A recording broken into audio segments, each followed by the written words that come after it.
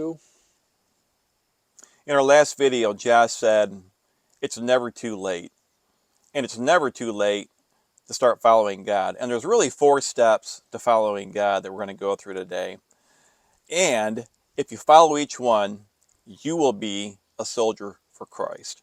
Welcome to Fighting Hope in a Suffering Society. I'm Rob. I'm Josh. And we're here to help you find the beauty in the darkness. If you found that light, please show your glow. Go share it with the world. So, the 4 steps to following God. Number 1, you watch Jesus and see what he does. So, he does, you watch. That's step number 1. Step number 2 is he does, you help. That's going to be yours, by the way. He does, you help. Step number 3 is you do most of the work and he helps. And step number 4 is you do and he watches. So let's start with step number 1. I'm going to take that one. Thanks, buddy. Following Jesus. So, Thanks. Again, you watch Jesus and see what he does. So how do you do that? And here's what I would say that you should do. A couple of recommendations. Have you considered meeting with somebody who knows Jesus? Listen to what they say about Jesus. Listen and see how they follow him. What are they doing to truly serve into him? Okay, so my question to you on that one is this then. How do you know the right person to talk to? Well, you know what? Do you go to a priest? Do you go to a friend? Do you go to who? Do you see what I'm saying? You know, here's what I would say. You out there, you probably know a bunch of people, and there's probably somebody you comes to mind where you're like, you know what, that guy seems like he's maybe a churchgoer or one of the nicest, humble people that I know. I would start with that person. They may not be a Christian, but if they're humble, contrite in heart, understanding, willing to kind of get outside themselves, they probably are a Christian. And again, maybe they've spoken about Jesus before. I would start there. But do you see what I'm saying? Like, yeah, good question. Where do you start with that? Because a lot of people don't look at me as a God-fearing Christian.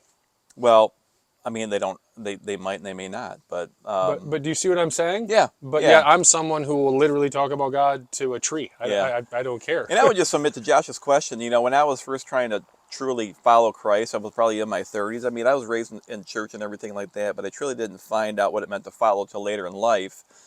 You know, these people who came into my life, I kind of knew based on kind of the way they talked. I had one guy who actually prayed out in a restaurant out loud, and I was like, what is going on here right now? That was going back probably 30 years ago, and I was really uncomfortable with it. Now I'm not, because I do that myself. But I mean, I've been in those moments though where you're like, what do I do? This is kind of awkward. What do you do? Exactly. So there's probably people out there that you would know that you might be, I guess the way I'd like to say it is, you might perceive them as being a God-fearing person. Maybe you start with them. Maybe it's getting into the Bible, right? Just listening to what God's saying to you. Maybe it's stepping into a church. Those are just ways as to how you can watch Jesus and then kind of follow him later on, right? So that's really step number 1. Again, Jesus does, you watch. Step number 2 is Jesus does the work, you kind of help. So can you give an example of what step 2 might look like when people are just kind of maybe taking that next step from just watching to actually helping Jesus, even though he's doing a majority of the work? So I would say for me, that step was stepping outside myself. It was my first, well, no, it wouldn't be my first day Dolores weekend. It'd be my second, because it would be when I finally stepped outside myself and extended help to someone else. And I think that's something we talk a lot about, is stepping outside yourself, doing the next right thing. Can you give examples of what that would look like? Well, stepping outside yourself. Something I did that I used to do when I used to live in the city is Thanksgiving. I would take my Thanksgiving leftovers and I would bag them up into multiple meal bags, and I would drive down to an area where I knew there was a lot of homeless people, and I'd give that food to them. I'm not willing to give them money for alcohol, but I am willing to make sure they have a warm meal on Thanksgiving.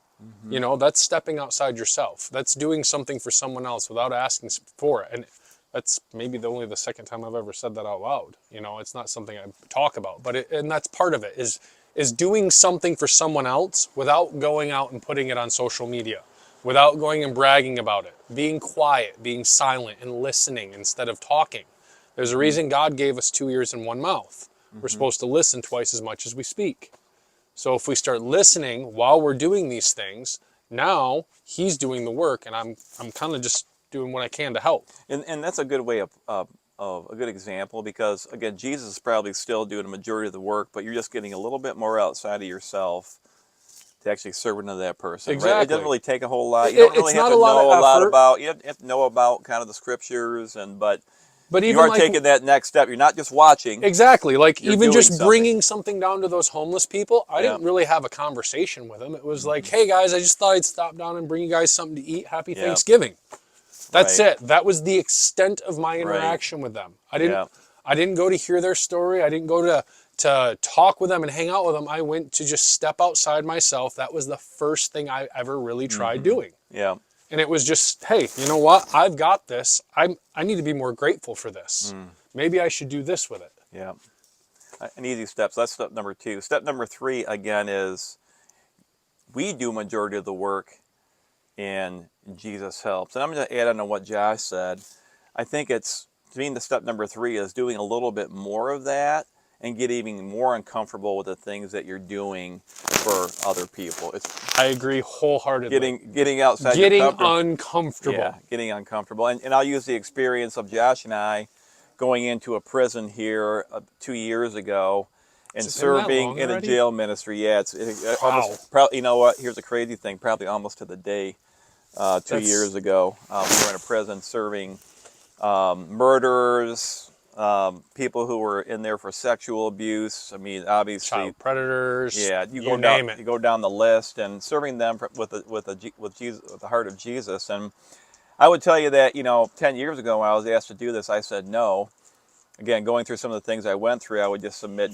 There was no fear in my life, so I went in, and literally my thought was, if I get shanked for doing the work of Jesus Christ, so be it. It is what it It is is. what it is, and that's a fear. I had no fear going in. I walked into the yard. All these guys are walking around in their orange garb.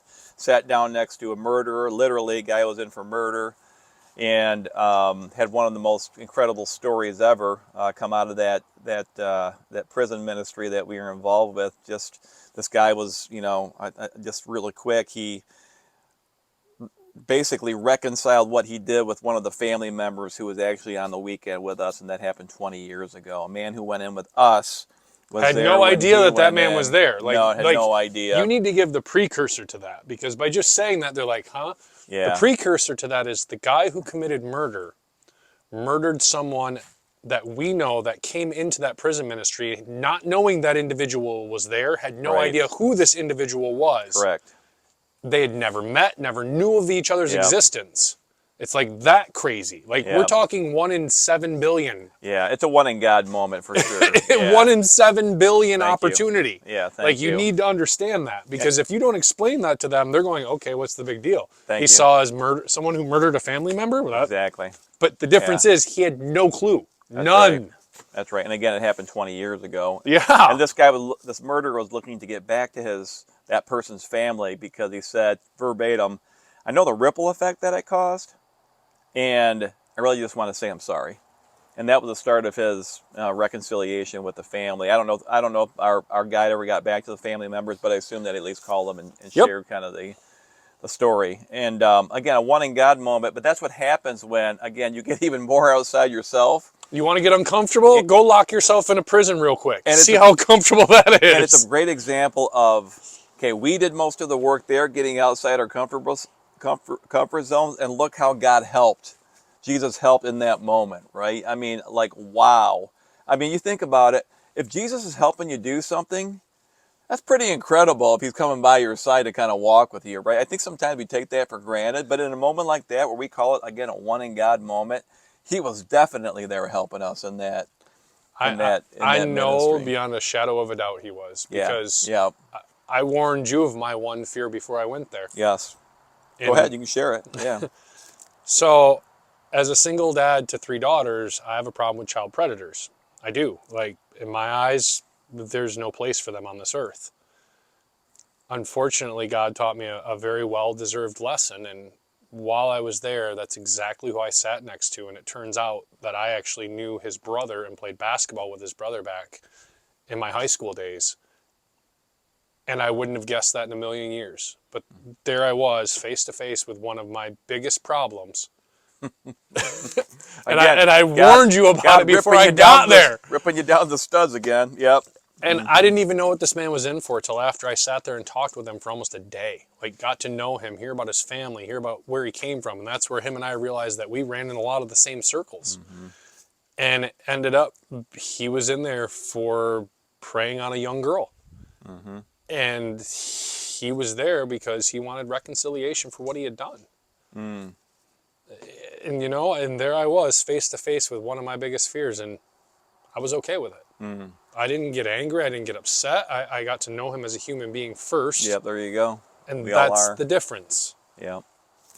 So again, that's where Jesus shows up when he's helping you. So I'm going to recap the steps one more time. So number one, it's Jesus does, you watch. Number two is he does majority of it, you help. Number three is you do a majority of it, and he helps. And number four is here's the one I like the most is you do everything.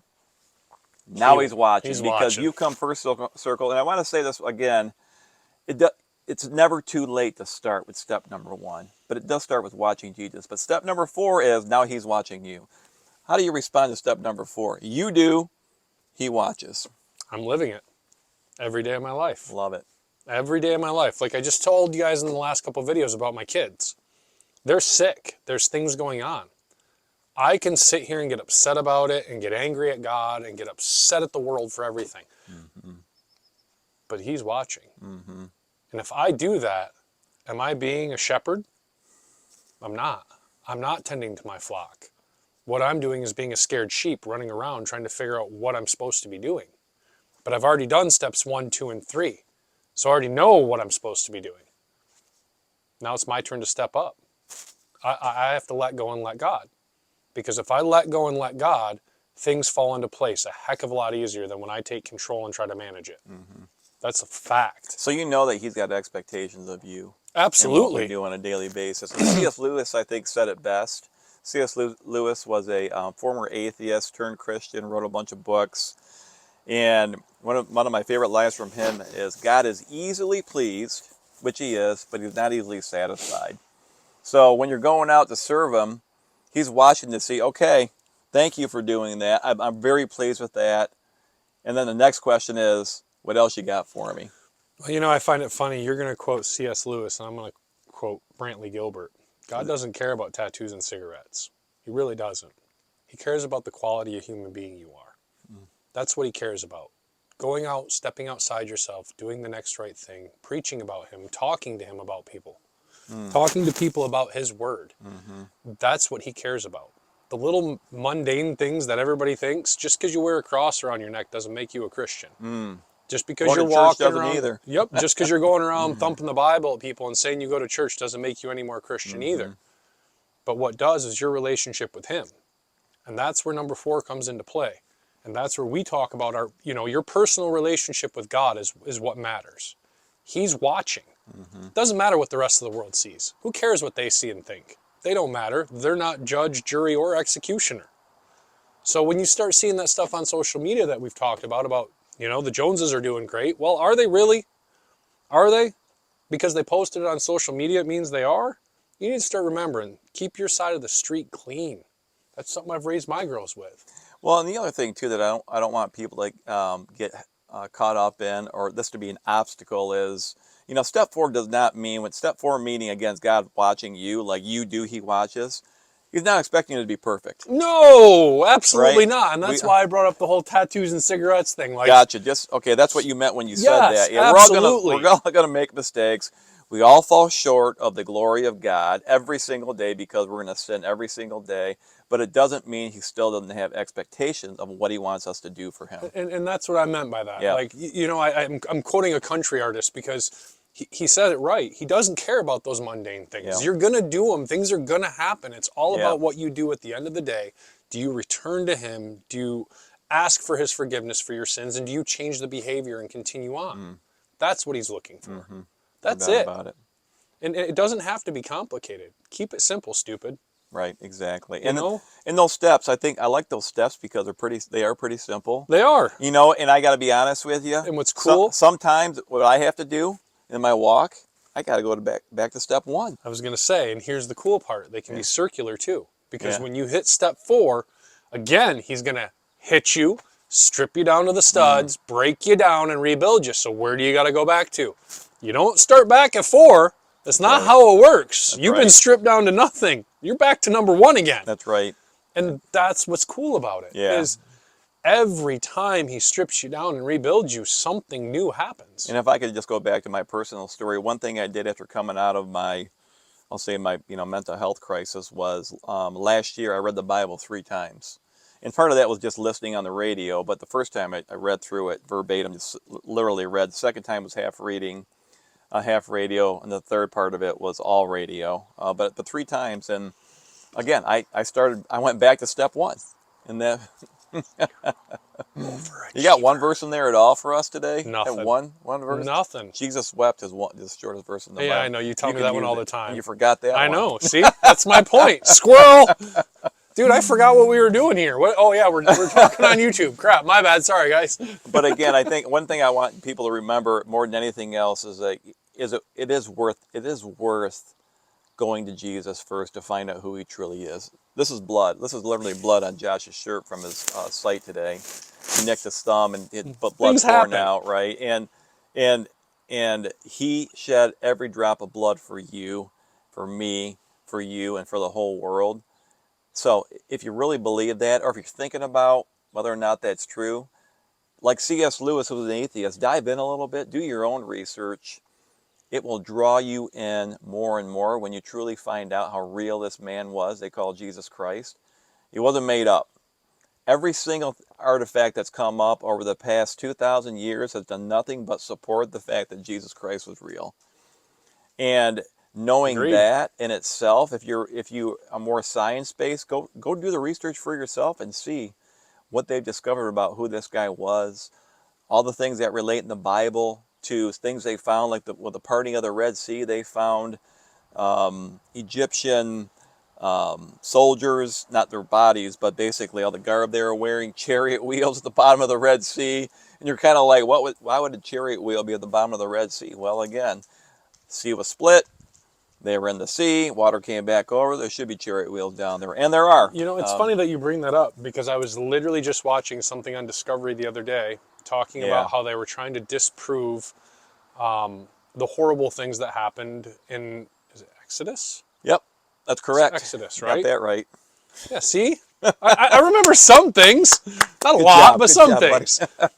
But, you know, they were trying to disprove all of it, like the horrible plague and all the dying of all the animals. And they were trying to do it. And every time they'd kind of end up at an end where they're like, well, I mean, it looks like this disease might have come in, but we're not sure. Mm-hmm. They had no way to actually fully disprove it. And that's Right. what was kind of neat, is it was like, okay, you found all these things that could disprove it, but you have no actual proof.